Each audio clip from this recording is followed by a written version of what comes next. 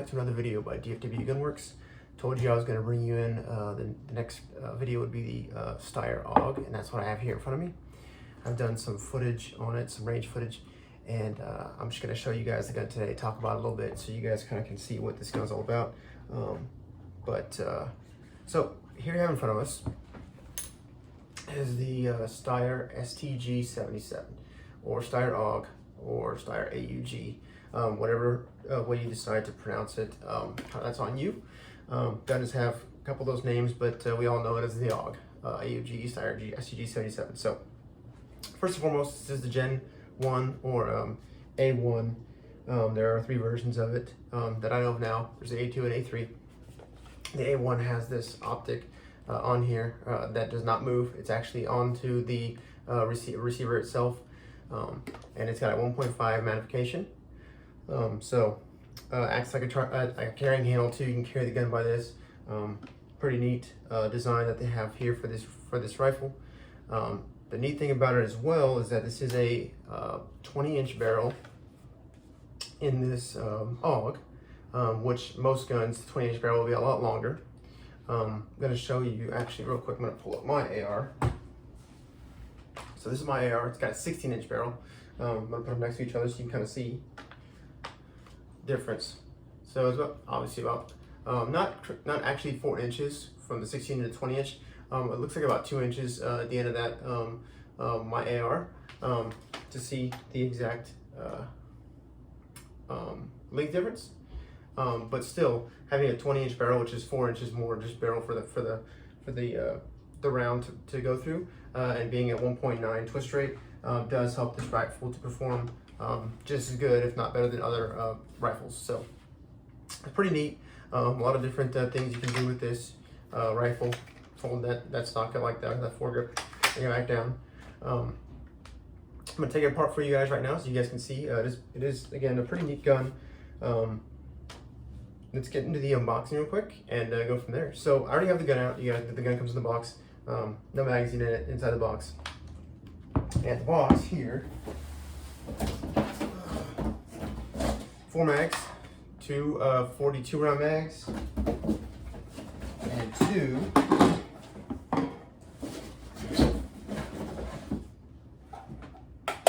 30 round mags. They all are going to be just like this. You can see the light's kind of showing it. Transparent magazines. Magazines are a little bit difficult to find, but do have 4 of them here. Pretty neat. A buddy of mine lent me this gun to kind of do a video on and show you guys. And sorry about that. It's gonna be pretty neat. One, because he said he bought the gun, I believe it was about $1,600 when he bought it. Price has gone up. I did look at a price for the 40th anniversary not too long ago, and I did see that it was at $2,400 for like a brand new one, but prices, he said he's seen them up to about $35. So if he wanted to sell it, it'd be worth a pretty penny, but he doesn't want to sell it. He wants to keep it because it is a Gen 1. This one was produced here in the US. It is the American made, for majority of it made in the USA. But pre-89, I believe, is whenever the assault weapon ban went into play. That's when this gun was actually still being imported from Austria. So Steyr Arms is an Austrian company, and they are being imported again to an extent, but a lot of these parts are being made in the US, so nothing too crazy on that. In the rest of the box, you got the gun, the 4 mags. It looks like there is, let's see, oh, weird here. You have your booklet. That's a picture of the AUG A3, and the AUG A3 is going to have that Picatinny rail all along the entire top, so you can attach any kind of optic or sight you want. I believe the AUG Style 2 is similar to that, but it also has the mount just like the 1.5. It just doesn't have the scope on it, so you can put whatever scope you want. So that's all that's inside the box here. Pretty kind of simple, dry gun. Alright guys, so here we have the Steyr AUG STG77 40th anniversary laid out here on the table for you. Just wanted to get some footage of the gun up close on the table so you guys can see it a little bit better. Made in the USA. A gas block was zoomed in pretty close on, barrel threaded all the way down, but actually the end tip is not threaded. The gun's just beautiful shape in the green. Now did come into the U.S. Around the early 1980s, also known as the AUG/SA, which we saw on the gun. Stands for semi-automatic. But after a while of it being banned in 1989, figured out a way to get some parts made here in the U.S. and had the importation allowed again. So pretty neat gun here. Fixing to go ahead and turn the gun over here in a second so you guys can see the opposite side. I know it's kind of the same thing, but just getting some close-up footage on the gun is actually pretty neat. So in just a second. All right, guys, and here is the right side of the gun here. Pretty just nice gun. Gas block on the right, charging handle on the left. Just trying to get you guys to see the gun up close and do the best I can for this. There's the dials for the optic zeroed in. It is 1.5x, so it's not too difficult, but it is good for up to 300 meters out, 300 yards. Left-hand side ejection port. If you get that left-hand side bolt carrier group to eject out there, that's what you'll need first to be able to use that. Yeah, I do have some footage of the optic, so I will have show you the guys that next. It is a pretty neat way they had that set up, as well as on top of the optic there are some iron sights. If the optic ever goes bad, if it ever breaks, it cracks, if something's obstructing the view. So that is pretty neat how I was able to set that up on this firearm here. And here is the optic, guys. It's got kind of a built-in range finder, if you may say. They called it the donut of death.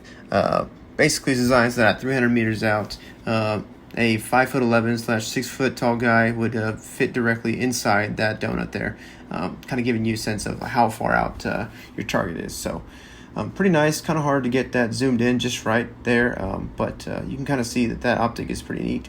And the iron sights up top got semi night sight-esque dots on there, so kind of help you out in low light situations. Yeah, man, overall awesome optic.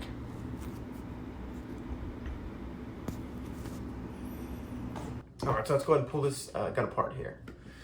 So first and foremost, make sure you want to lock the bolt back. And if it comes undone because I hit something or I knocked it loose, apologize for the sound, but it shouldn't come undone. So first, you'll see this little lever here, kind of spring loaded. You push that down, twist the barrel, and the barrel comes right out. So I'll do it in my lap because it's a little easier. There it is, popped up a little bit of spacing in there. You see it? And after that, the barrel can slide right up. Pretty neat. 20-inch barrel, just like that. There it is. It's got that gas block on there, adjustable gas block for different round pressures, and if you want to do suppressed. I believe this model is not able to be suppressed. It's just going to have that flash hider on there. So there's that. Next up, we're going to go ahead and put the bolt back forward for this next part. So, all right, kind of neat there. And then we have the takedown right here. This little black box right here. So we're going to push that forward, pop it out, and then that's going to enable the receiver to come out, as well as the rear, as well as the BCG or bolt carrier group. So I do have it loose now. Push it through and hold on to the sight here. And there it is. So that pops up. There's the receiver, just like that, with the optic on it as well. Everything, charging handle. And then, my hands get real dirty. And then the bolt carrier group's gonna slide right out, just like this. And there you go. Now, before we go on, this is a right-hand side bolt carrier group. So whenever you're shooting, it's gonna eject those rounds out to the right. So it's made for right-handed shooters. There are bolts out there for left-handed shooters. You do have to order it. You have to buy it on your own. It doesn't come with it. Some did come with that left-hand side bolt group, but this one did not.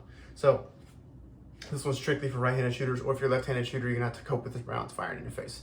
But if you can use your right hand and you're a left-handed shooter, this will work just fine. Brother did it. It wasn't comfortable because he's left-handed, left eye dominant, right-handed. So he shoots all his pistols with his right hand, but do shoot his rifles with his left. So put this down here. God, that's dirty. So now we have this left here, and we're gonna go ahead and take the trigger out. So on the back end, there's a little notch here, and that's actually spring-loaded. Push it in. So we're gonna push it in, just like this. And there's a pin here. When you push it in, that pin slides out, just like that. I've heard you can actually push the pin in if you want to get that butt plate off. That's not going to be enable you to get out the trigger group. So I pulled the whole pin out. Now this butt plate lifts right up with ease, just like that butt plate. And here you have your trigger group, fire control group, all that. There it is. Now, it is a somewhat of a polymer plastic blend mix. I'm not sure what they use, but it's not like your usual metal ones. I believe the hammer is metal. Looks like it, but it's also the same color as this plastic, so it's kind of, you know, iffy. But that's it right there. That's your. This is what makes the money happen right there. Gives you the red dead function, you know, and fire. So, but yeah, that's the kind of the breakdown of the gun. And all you're left with is kind of like a empty round here. That's it. Kind of neat. So it does have your springs are in there for the bolt control group. Bolt carrier group. Sorry. But yeah, that's it. Let me put this thing back together real quick and go from there. So I'm gonna slide this back in.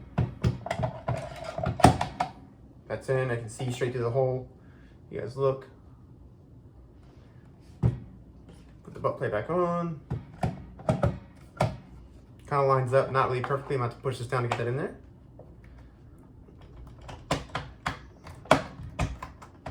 And there you go. That's in. Not coming out.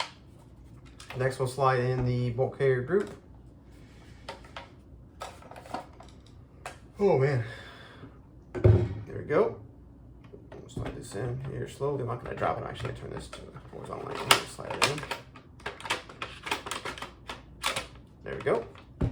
And your optic and receiver part. I'm going to slide that on. There's your gas tube right there, by the way. You can see it runs all the way to the front of the barrel. That goes on nice and smooth. Kind of sits there. I locked it back forward. Let me push it back out here. All right, so try to so you guys can see it. It's kind of a far angle, so that kind of slides in. Doesn't lock in that way. Lock it in there. Pop that pin in, and we're stuck. We're good. So now the charging handle can go back. Lock the charging handle back into place. And we'll put this barrel in. Now my buddy that lent me the gun said that a lot of people can scratch the barrel or damage the barrel in the process of doing this whole takedown / put back together. I find if you're just careful and pretty good at, you know, handling guns, you'd be just fine. So pop that back in there. Nice and slow. It's gonna pop down to that little gap there. You can see, and then that's gotta pop back in. There we go. We have a functioning AUG there. So pretty neat gun again. I do have some footage of the optic, so you guys can see down the optic. The circle reticule is pretty neat. That's all it is, 1.5 optics. That's pretty cool. But yeah, that's gonna be. There it is, just like that. Pretty neat trigger. I'll show you guys real quick. And your safety. There's white on this side. Pop it in there. Red's dead. Red's on that side. So pretty neat, all around gun. I do have some range footage to show you guys as well. This is the Gen 1. So just talked to you guys about a video and just got some range footage for you. So we're gonna put about 50 rounds.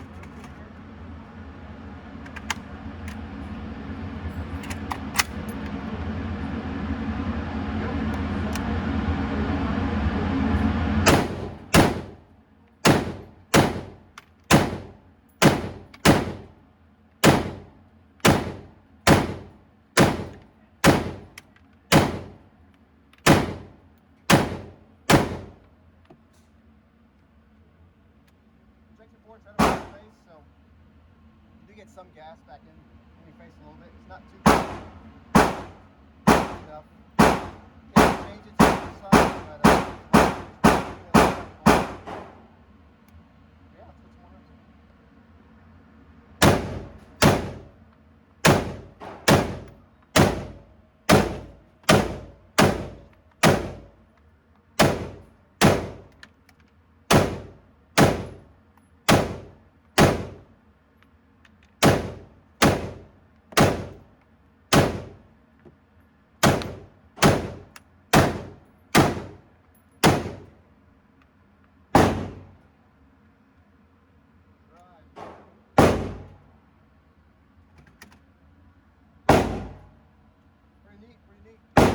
All right, guys. Hope you enjoyed the video. Thanks again for watching, for putting in your time to see the video, supporting me. Whether you subscribed, commented, liked, it's all appreciated. It's all very much appreciated. I do appreciate it a lot. I am trying to get to 1,000 subs. I think 1,000 subs is actually pretty good because I can reach more people. More people being able to give more choices on guns to get. I do have a lot of access to people who have some really good guns, so I can bring to you guys some good footage.